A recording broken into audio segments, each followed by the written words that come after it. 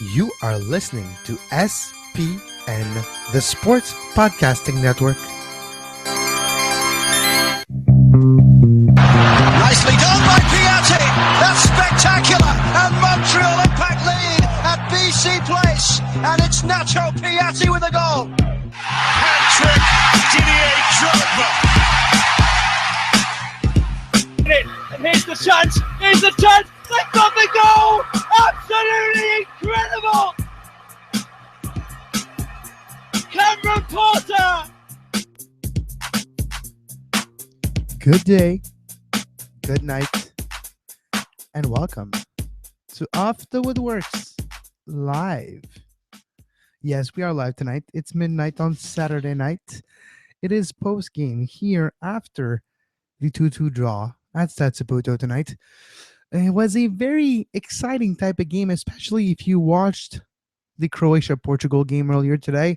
Well, if you were able to stay awake during that Portugal-Croatia game today, well, tonight's game just started off more exciting than the whole freaking game today.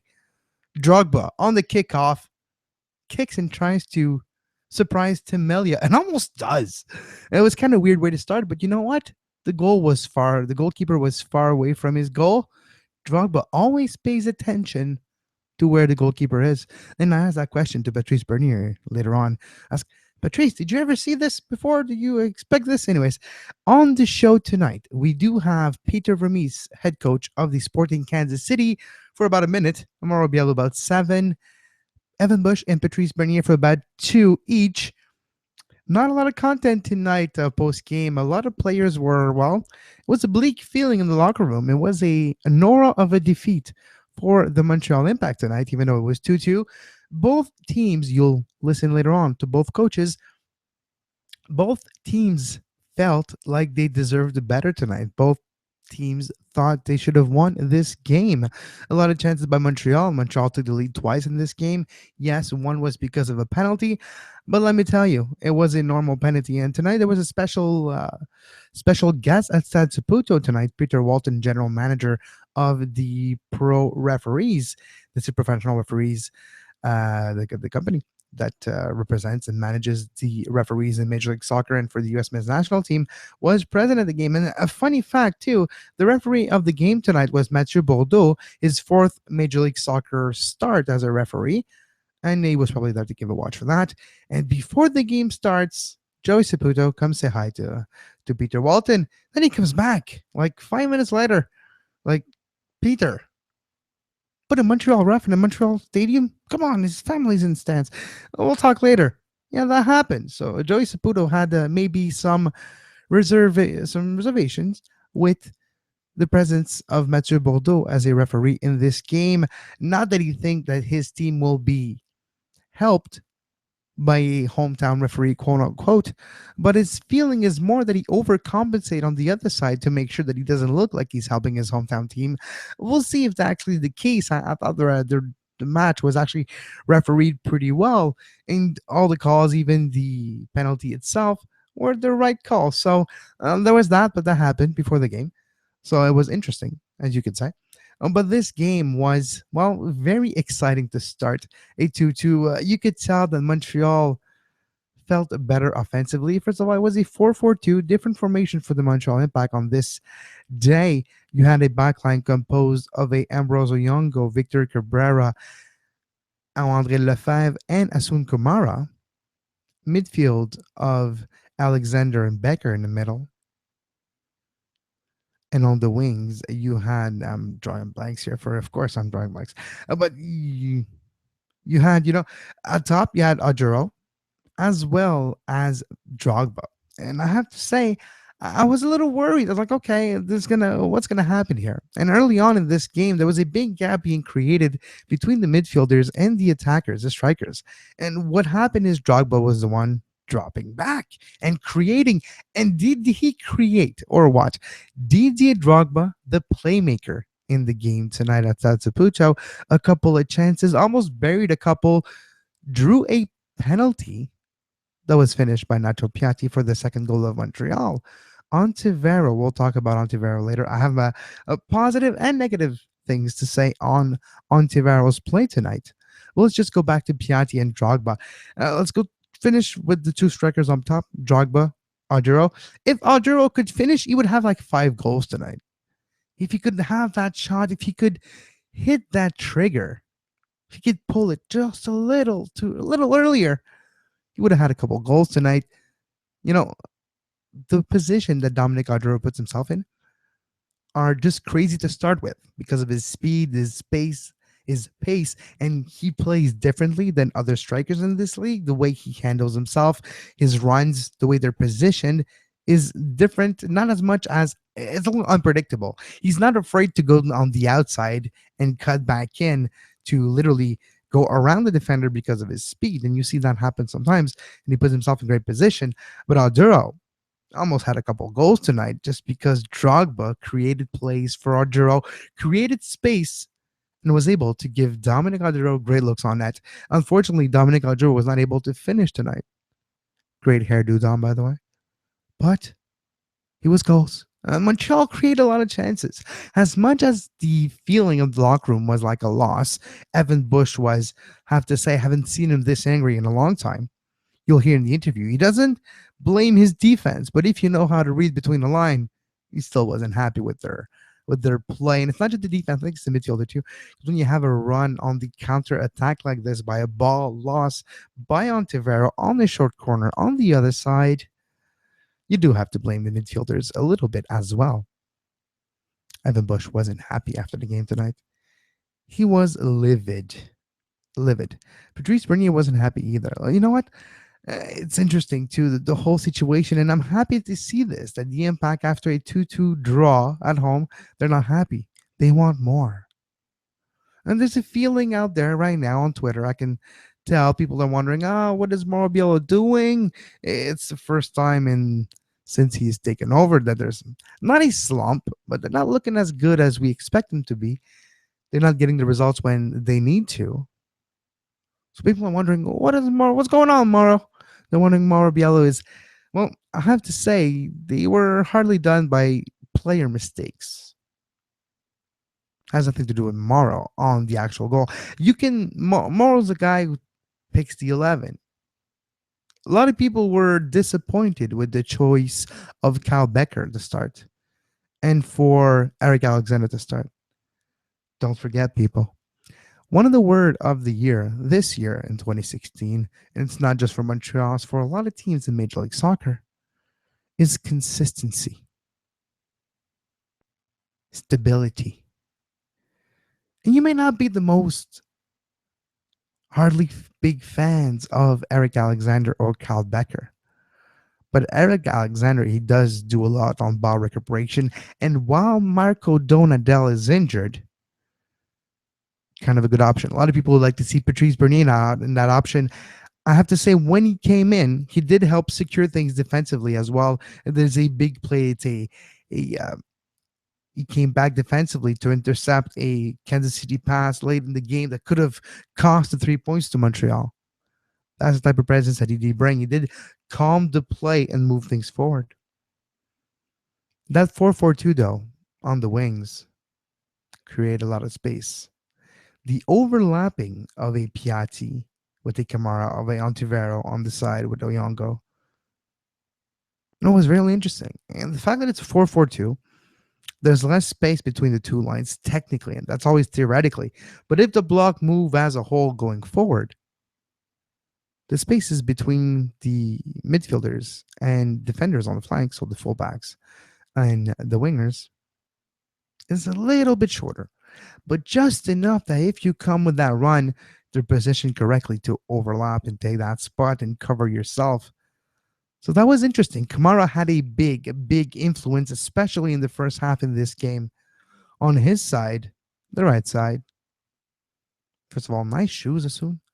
I haven't seen them before. I think they're brand new. There are a lot of new players with the Impact with those white shoes, Adidas. I think they're Adidas. Anyways, those white shoes, damn, son. Those were pretty sick. But Kamara, what a game for him. A great first half. He created the goal. And I wrote down maybe 10 minutes before the goal, I'm like, Kamara's using the space that he has on the wings. He's able to cut back in. And I had an old quote of Jesse Marsh in my head from 2012, back when Zarek Valentin was playing here. And you remember the goal he scored when he was playing against Columbus on that day. Well, Jesse Marsh said there was so much space for Zarek Valentin back then that you could cut back earlier and do something with it. And that's exactly what I was thinking. And then it was. Assume Kamara comes back in early and has either shots on goal or spaces, enough space to create crosses that were dangerous. Kamara to Drogba to Ontivero, and it's 1-0 Montreal. Created by Assume and Didier. Didier Drogba, the playmaker. 2 direct involvement on goals tonight for Didier Drogba. Might not be scoring the same amount of goals that he was. He went a little deeper tonight and got some great, at least if there weren't goals, he got some great service to either Adjuro or Piatti. And the fact that Drogba drops back a little to be able to, when he comes back deeper, he's able to give Piatti a little bit more space, a little bit more time. And for him to be able to easily find a Dominic Adjuro wide open, either in the box, on the flanks, able to finish the cross of Kamara that was open.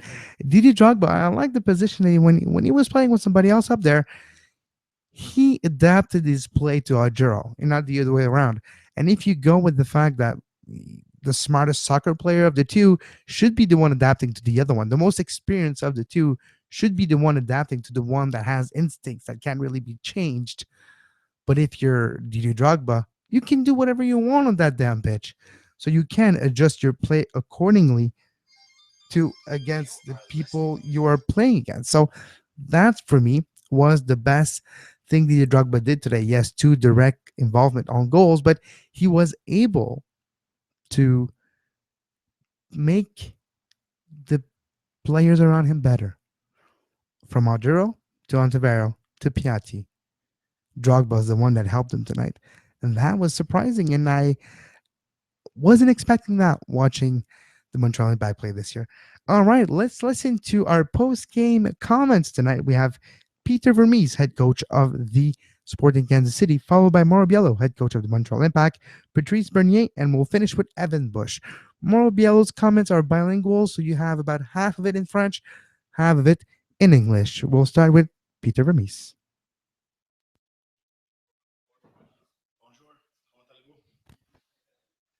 That's it.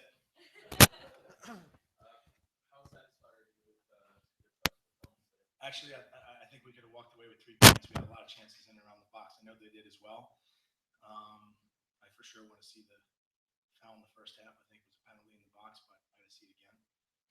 But I thought we had some really good opportunities around the box. We could have been a little bit quicker with some of our releases, but all in all, it's at least we get something out of this. Might be tough to answer, but why do you think Dongoy is so successful against Montreal? Yeah, I don't know. I don't know. I mean, look, I actually think that right now he's been due. He's been working hard. He's been a little unlucky. Look, I think he has 9 goals right now, but he's due for a little run here. So hopefully it's starting here, with today. Yeah, great. Thanks.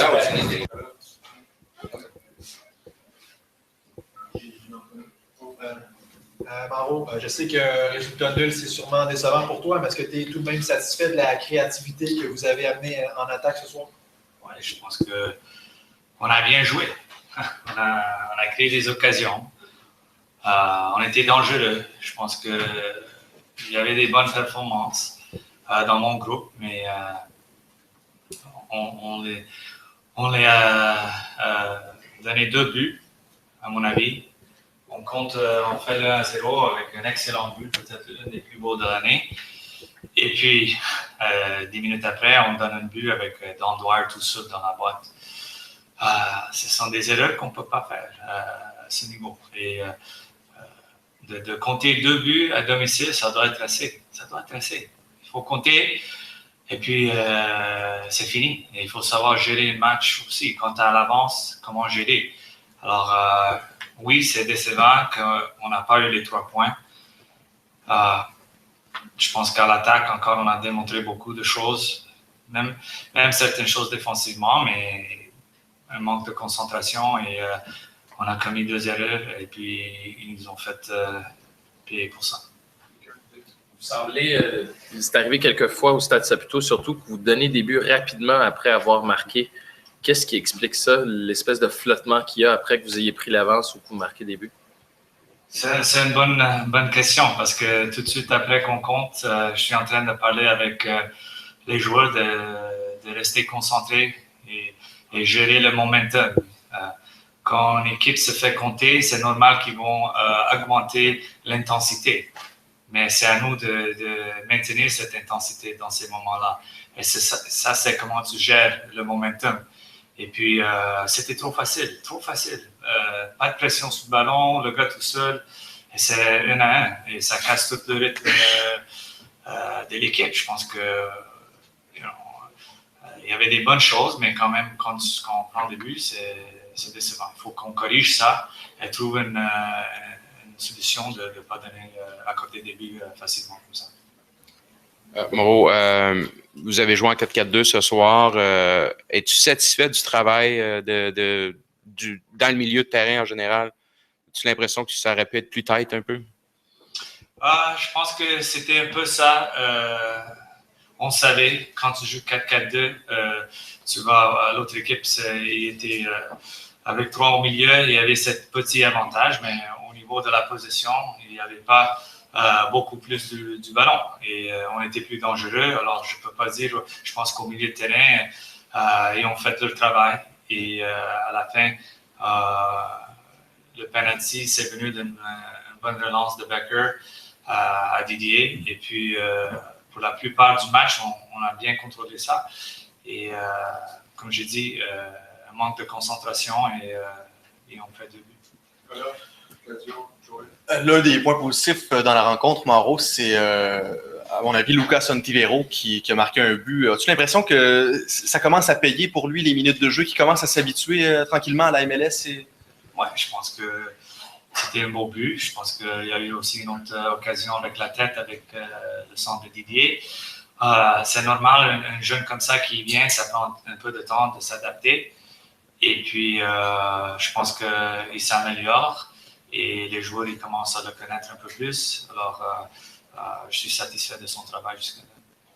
Mauro, offensivement, lorsqu'on joue la contre-attaque, ça semble bien aller de votre côté, mais lorsqu'on vient temps de proposer le jeu, surtout lorsqu'on est à domicile, ça semble bloquer un petit peu. On manque une petite étincelle de ce côté-là. Est-ce que c'est des choses qui t'inquiètent au cours des dernières semaines?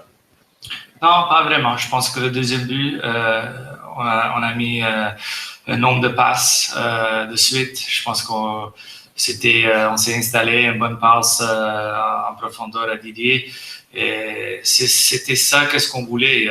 Je pense que le fait que Dom il était en mouvement, ça a créé beaucoup plus d'espace pour Didier et une bonne passe de Kyle Becker et on a eu le penalty.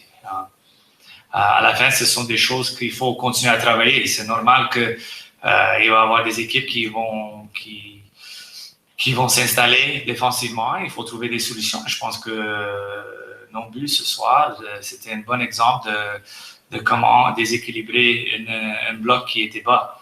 Alors ça, c'est positif de notre côté. Coach, if you include Canadian Championship, it's been 1 win in the last 11 games. What's the problem right now you're seeing with your side, just in general, over the last couple of months? I don't want to say it's a problem because I think if you look at the standings, we didn't lose games. And if you look at the league and the scores tonight, also there was ties.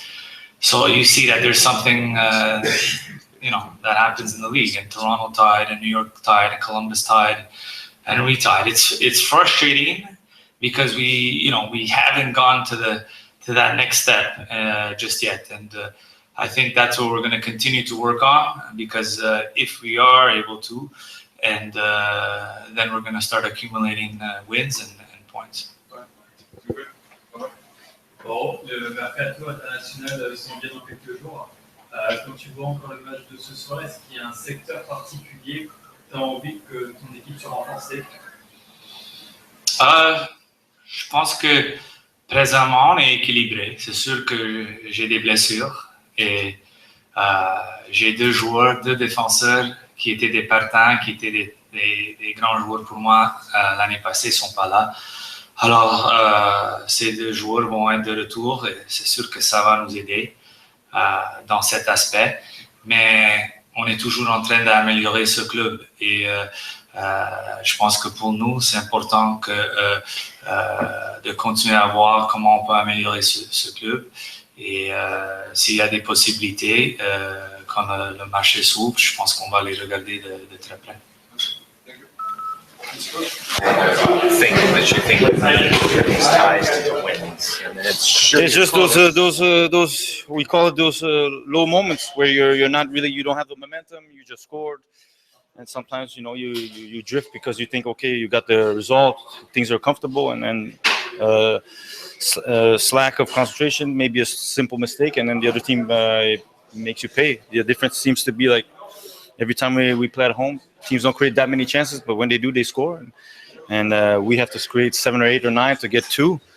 So we just have to find that balance, which is concentration on both sides of the field, and it's collectively, because we can talk about the defense as much, but everybody has a defensive responsibility to make sure that when we have these low moments, that we're a solid unit and we don't get beat, we don't get penetrated by little moments that every team has creative players. Well, I think we're able to block them and prevent these moments like this and lose 2 points at home.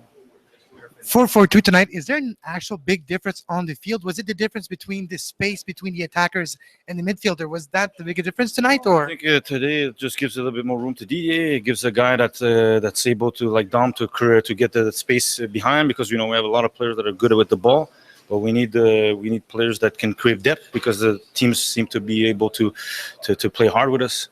So the 4-4-2 today helped in terms of creating space. You saw Didier had the space, Dom had the space, and unfortunately we lost the 2 points. But look, whatever system we're going to play, this team has quality. It's just we have to make sure that we come home with the 3 points on a more regular, consistent time slot now. Didier Drogba almost scored on the opening kickoff. Have you ever seen that before? Yeah, I've seen it. He saw the goalie was not paying attention. He's the type of player that always pays attention to where the goalie is, and with the quality of shot and technique that he has, it would have been great to start a game in 10 seconds and go out a goal, but unfortunately not. So we just got to keep working and find winning ways. Thank you, Patrice. All right. A lot of times our defenders are put into bad positions because we try things in the middle of the field where we shouldn't. We lose balls. We give away balls where we shouldn't. We have guys that aren't tracking back. And then the guys, the 4 guys in the back are left, defending, 2v2, 3v3, 4v4, and it becomes hard for them. So, it extends more than just the guys, at the end of the play. It starts with the guys, giving the ball away in bad positions. And again, tonight it could have, cost us a lot more times than it didn't. It did twice, and we'll have to, look at that and try to correct it as much as we can. Dwyer's had a lot of success. Against the Impact. What makes him so dangerous? He's a good striker. That's first of all. The 2 goals he scored today were good finishes, but we defensively have to be better than that. He can't. A guy his size cannot win a ball in the air with 2 guys around him. The second goal, you can't give up a counterattack when you're winning a game. And then smart attacking players. The best guys in the world know to get that little half step where the defender's leaning and then, shoot it between their legs. So at that point, you got the goalkeeper beat, you have the defender beat, and occasionally maybe the defender's going to block the ball. But, if he doesn't, then, you screen the goalkeeper and you have a better chance of scoring the goal. So he's a good attacker, and, history is what it is. And, obviously we didn't deal with him the way we should have tonight. Explain just in general how guys have certain times against certain teams just kind of dominate. Not necessarily about Dwyer, but why does that happen? I don't know. Maybe he gets pumped up because isn't his wife from Montreal or something? Yeah. Used to be. Yeah. Okay. So I don't know. I don't know. Thanks to Evan Bush, Mauro Biello, Peter Vermes, and Patrice Bernier, captain of the Montreal Impact, for their post-game comments tonight. You know, one thing that was really, well, you couldn't hide it. Like you could listen now to the feelings, like it transcends the microphone. They were not happy with the performance tonight. They wanted more. They were happy with the chance created, but not with the amount of finish. And there was a certain aura in the locker room that, yeah, there was probably some truth said to each other after the game. So it's going to be interesting to see how the Impact bounce back from this type of game where, yes, defensively, last game against Columbus last weekend, they kept a clean sheet. They weren't able to score, but they kept a clean sheet. But they were facing a Columbus team that was missing Federico Higuain, their best team. Ola Kamara started on the bench. You had Ethan Finley on top. And you're not necessarily a team built for scoring goals. Today, you had a Dom Dwyer who's always likes to score against Montreal, 8 goals in 6 games. So for him, it's like a challenge, I guess. Maybe we're just putting words in his mouth. Maybe it just happens that way. And I think that's probably more the case, right?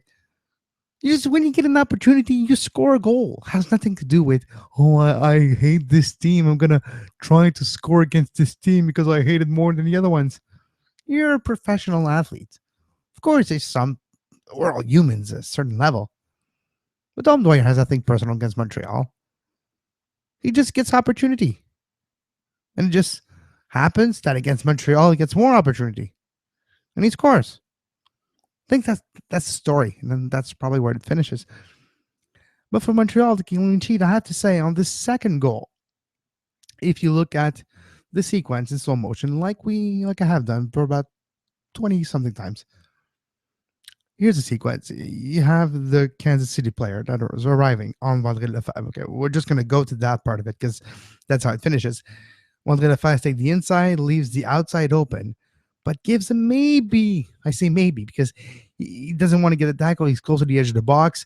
He's giving maybe a half a yard of space, but his hips are open towards the goal, leaving some angles open. And when he steps in to stop the shot that he's starting to arm the attacker of Kansas City, when he gets the shot, that's where Wonka steps in, leaves the door between his leg open. That's where the ball comes. But at the same moment, I was focusing on Evan Bush, and he does a step to the right because he can't see the ball.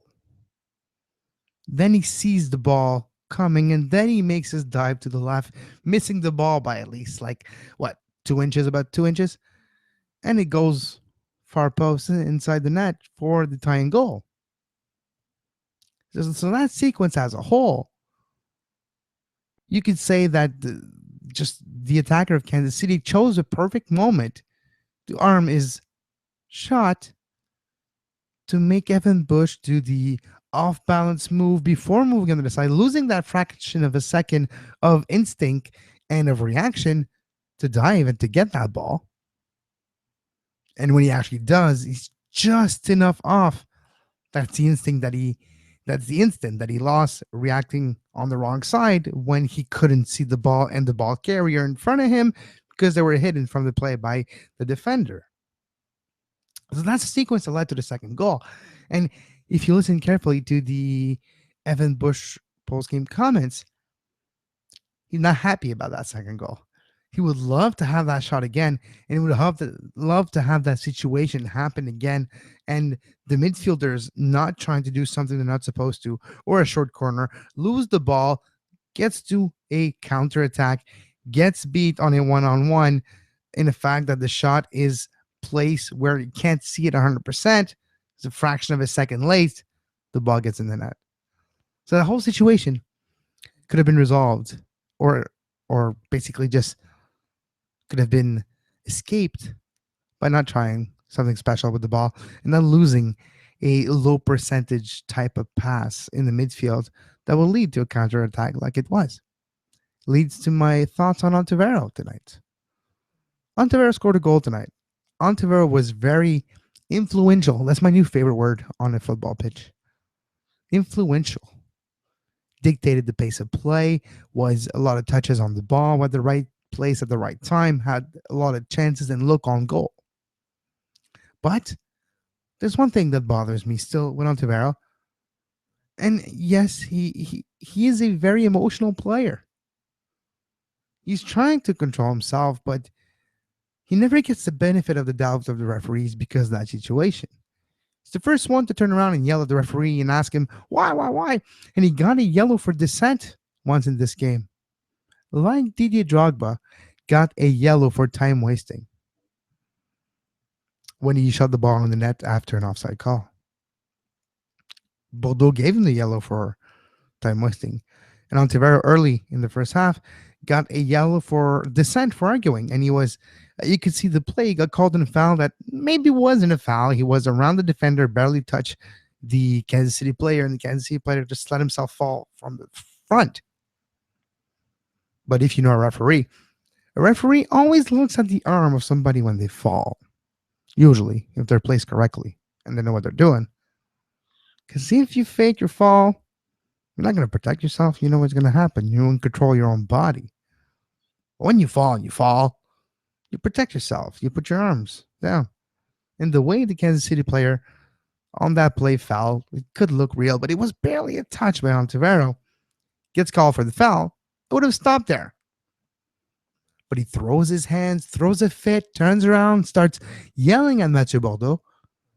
Mathieu Bordeaux has no choice but to give the yellow card. 3 yellow cards for Montreal in this game. Not a lot. Not a lot. That's fair enough. But 2 of those yellows were for unnecessary reactions or behavior on the pitch. And hopefully, those 2 yellows don't come back to bite the Impact in the butt at the wrong time. 5 yellow, you're suspending for a game. By the way, Dom Dwyer was on a yellow. He's on a yellow watch. His next yellow card will make him miss the following game. But for the Impact, there's no player on 4 yellow right now. But if you accumulate unnecessary yellows, like the one on Ontivero tonight, and like the one on Didier Drogba, well, not before long, you're going to find yourself surrounded with maybe a couple of suspended players at the wrong time for your team. And that's not what you want. You do not want your team to, you do not want not to be the one to dictate when you can and cannot use a player. And if he gets suspended, that's exactly what happens. So that's not ideal at all. So those 2 yellows that could have been avoided were given tonight for unnecessary behaviors and reactions. And for me, on the long term, in a long MLS season, those are the type of thing that you have to avoid. We'll take a small break. We'll be right back. Hey, it's Kevin of the Sports Podcasting Network. On SPN, on top of What's the Score, the Sports News Quiz, you can find a plethora of great sports podcasts. Hardwood Radio, Gridiron Radio, Sports, It's in the Game, Scuderia F1, the second most listened to F1 podcast in the whole world. Soccer Today, live radio shows like Open Lines After Dark, MLS Postgame Show, 2Solitude Soccer Podcast, Off the Woodworkx, and much, much more. All that on the Sports Podcasting Network.com. And we are back here on Off the Woodworkx. A lot of games in MLS today. A lot of games in the world of soccer this weekend. Today I watched, I think, 4, 5, between 5 and 6 games if you count all the highlights as well. So guess what? I'm not watching any other games tonight. That's for sure. I'm done for the day. Let's just go through quickly the other games in Major League Soccer today because it does affect the standings. The fact that Montreal didn't get a win, just got another draw. You know, an interesting fact, before the end of this game today, before the game today, in Major League Soccer as a whole, there was 31% of games that finished in draws, in ties, equal, same amount of goals on each side, or none. And the Montreal Impact this year is playing for 36% of ties. 36% of the time. That's more, a tiny bit more than a third. But a third. So it's fair to say that more than a third of the Montreal Impact game in Major League Soccer in 2016 have finished in ties. That's kind of something. It's not losses, it's not wins.